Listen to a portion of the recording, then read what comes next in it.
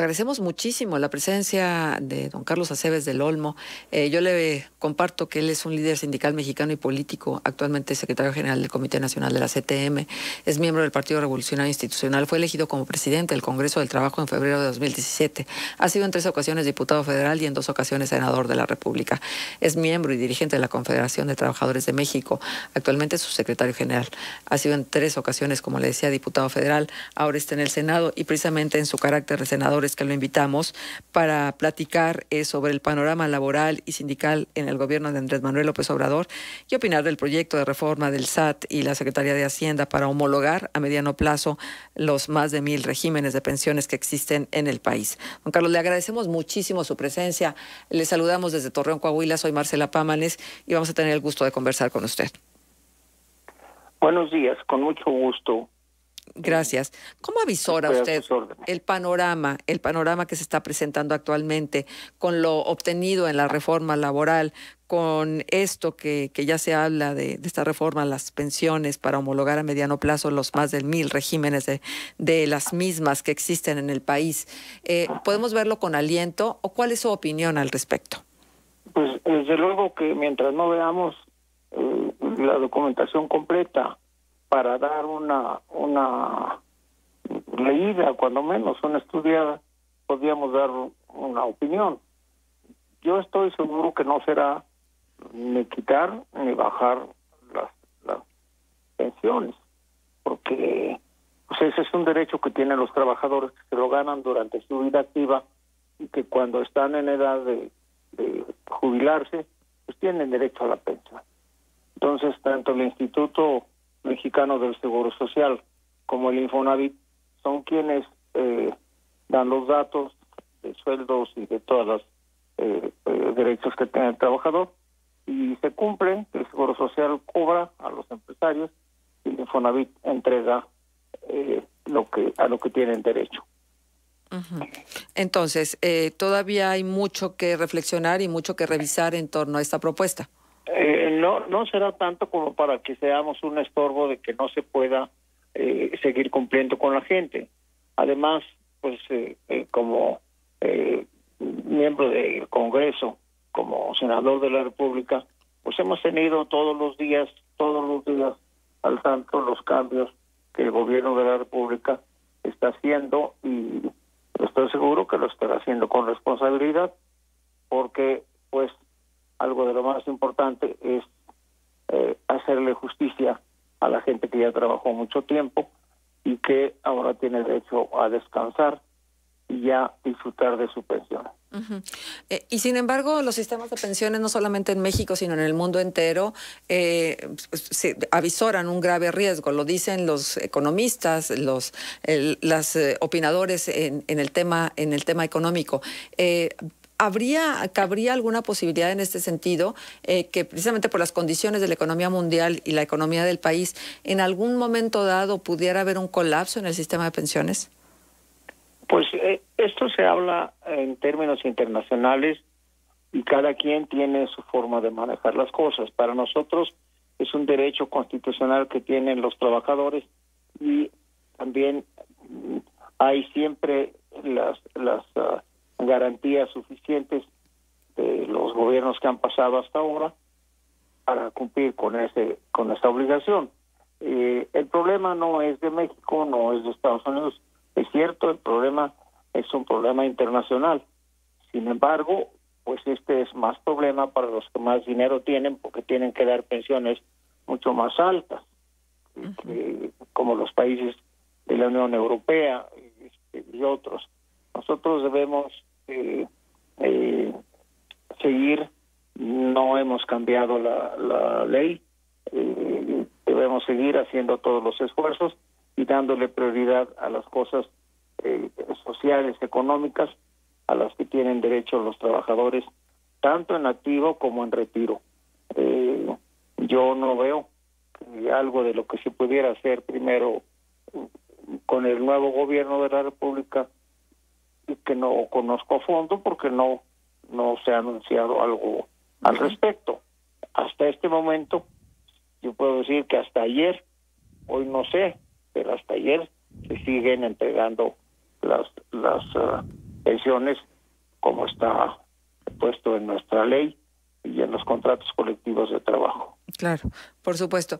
Ahora, senador, permítame preguntarle, con la reforma laboral donde hay una serie de apartados que tienen que ver con la vida sindical, ¿cómo se encuentra nuestro país en este momento? ¿Qué opina la Confederación de Trabajadores de México en relación al tema de la vida sindical y pues el regreso a Napoleón Gómez Urrutia, precisamente, inclusive haciendo un brazo del sindicalismo en nuestro país, regresando con esta intención, pues ha venido a meter cierto ruido?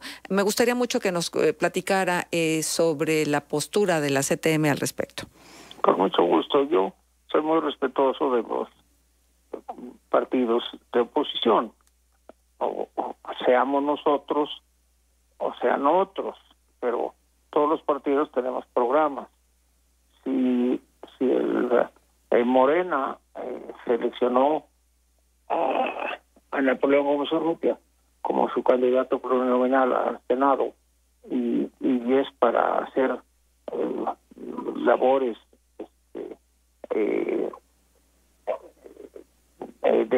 del mundo del trabajo, bueno, pues esta es una potestad que tienen.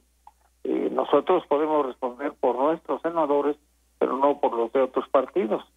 Sin embargo, pues ha cambiado el panorama, ahora somos oposición, lo hemos sido otras 2 veces también, y siempre los años que lleva el PRI, que ha durado en el poder, y que ahora no lo tiene, pero tiene la experiencia para ayudar a tomar decisiones, para ver cuáles son verdaderamente justas para la gente, y tenemos los mismos derechos y también las mismas obligaciones.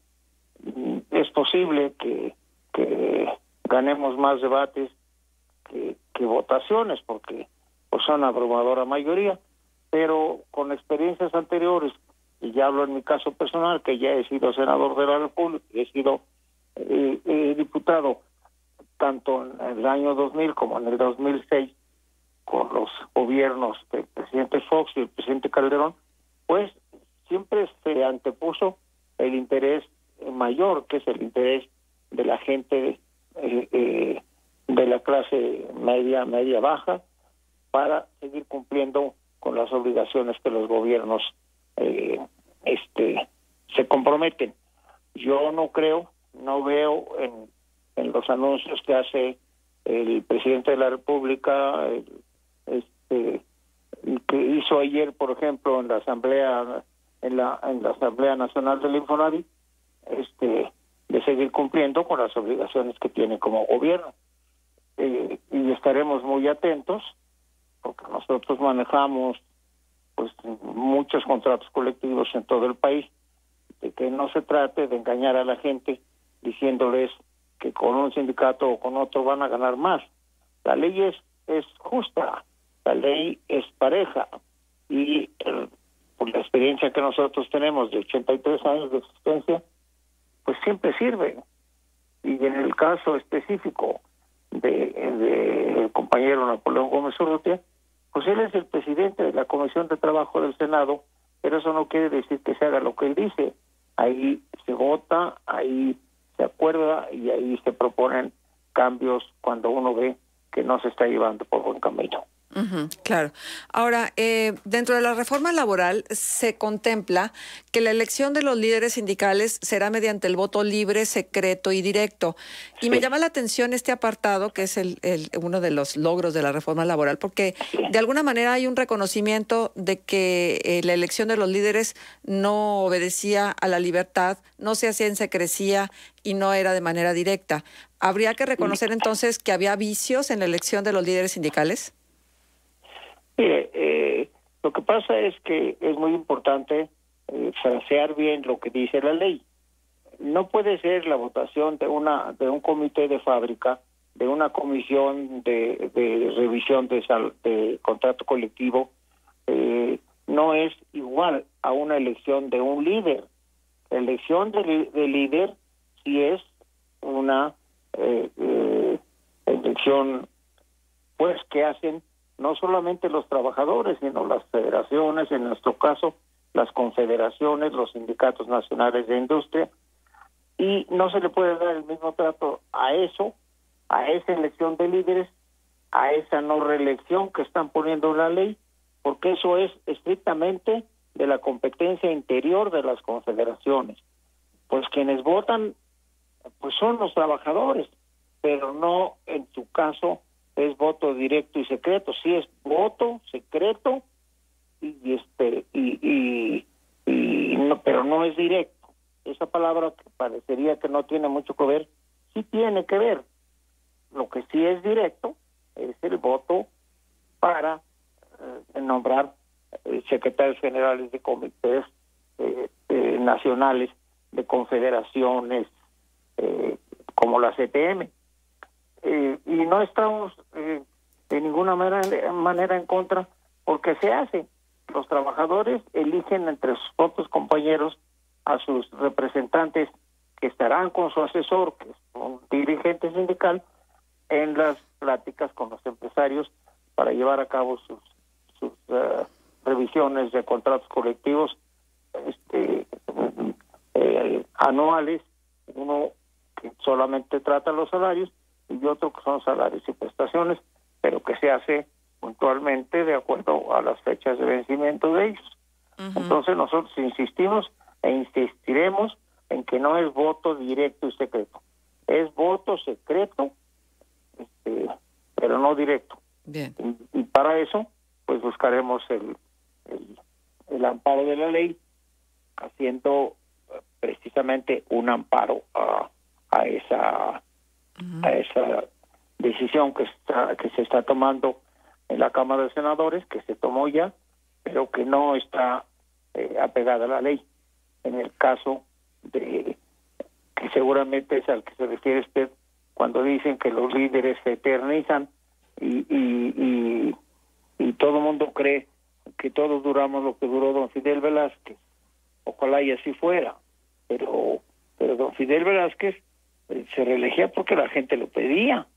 Don Fidel Velázquez duró tantos años porque aparte de que tuvo una gran salud, tuvo muchas ideas que pues se creó el Seguro Social en su proyecto, en su participación, se creó el Instituto de Fondo para la Vivienda de los Trabajadores, la comisión que ve lo de las pensiones, la CONSAR, el FONACOT.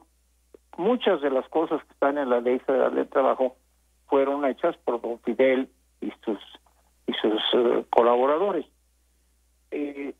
Después, en la etapa de don Leonardo Rodríguez Alcaine, se consolidaron en el tiempo que él estuvo como secretario general, y finalmente, la última vez que hubo un secretario que ya falleció fue el licenciado Joaquín Gamboa Pascoe, que era un extraordinario abogado, y que afinaron todo lo que había que afinar ya con nuevas generaciones.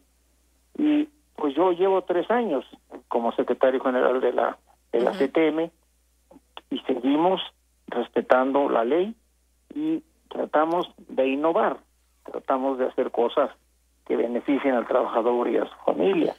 Yo no tengo grandes frases para hacerlas históricas, pero sí tengo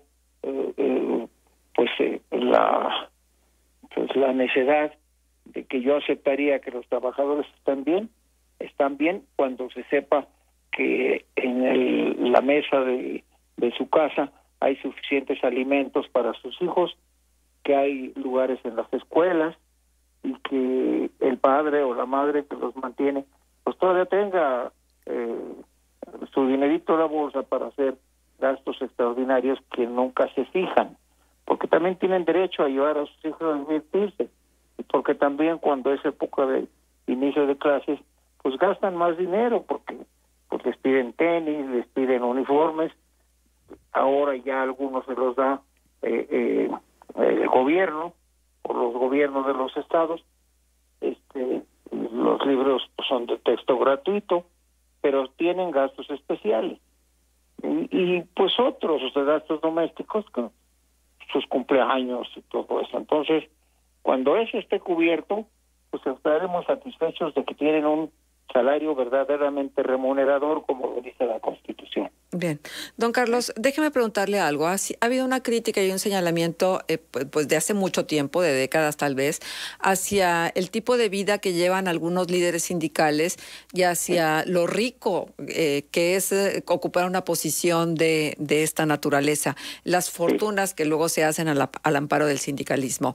¿Hay razones para creer que esto ustedes la reconocen, que esto ha sido así, y cómo se podría cambiar este enriquecimiento que luego manifiestan los líderes sindicales?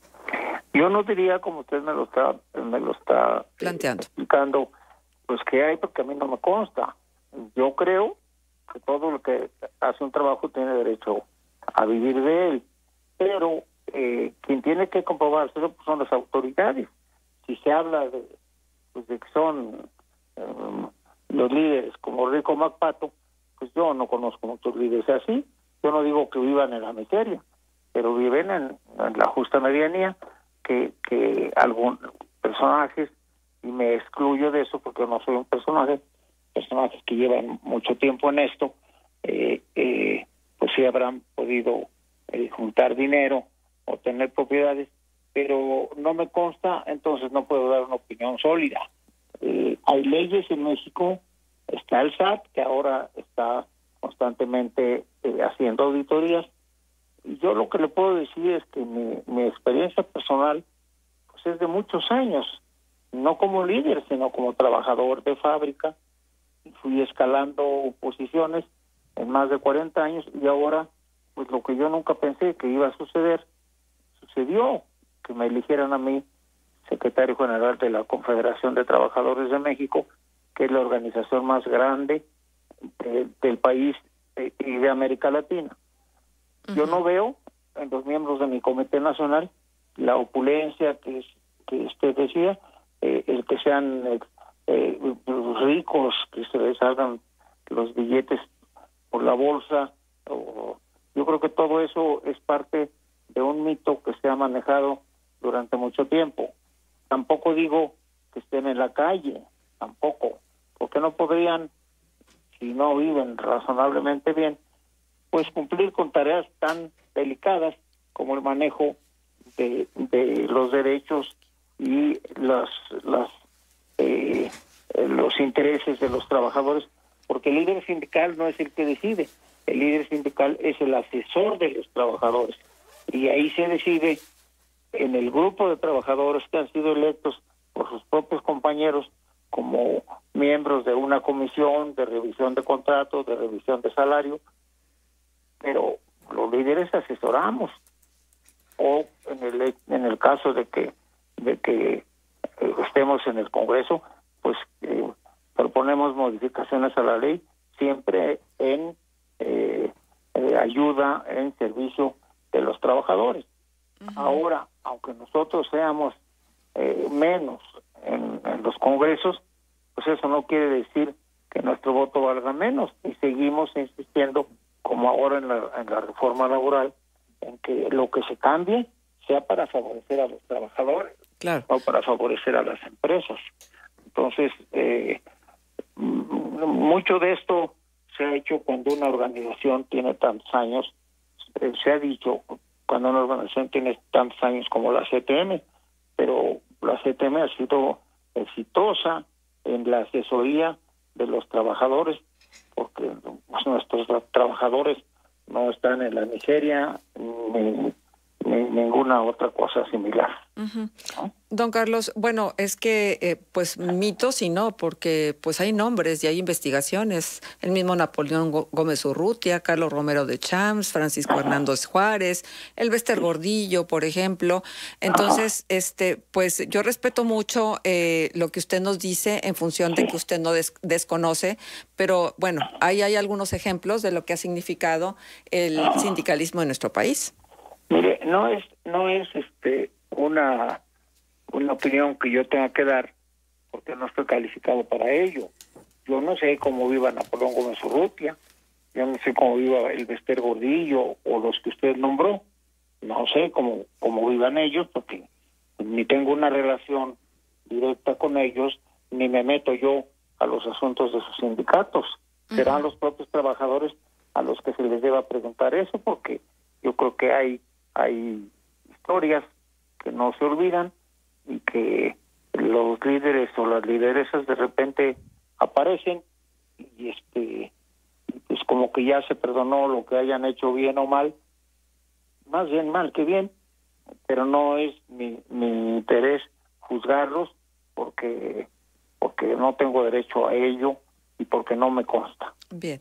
Lo he sabido, conducto de los medios, yo leo periódicos, oigo noticias, pero no me meto en la vida interna de las organizaciones sindicales que no sea la mía. Soy presidente del Congreso del Trabajo porque somos del mismo partido, porque somos dirigentes unidos y porque fue también una organización que para defenderse juntos fundaron don Fidel Velázquez y don Napoleón Gómez Sada, que es el padre de Napoleón Gómez Urrutia, que era el padre, y que pues el resultado que ha dado es que estamos unidos por el Congreso del Trabajo y lo que buscamos, no que a todos les vaya igual, porque no todo el mundo tiene la oportunidad de manejar sindicatos grandes, si no hay sindicatos.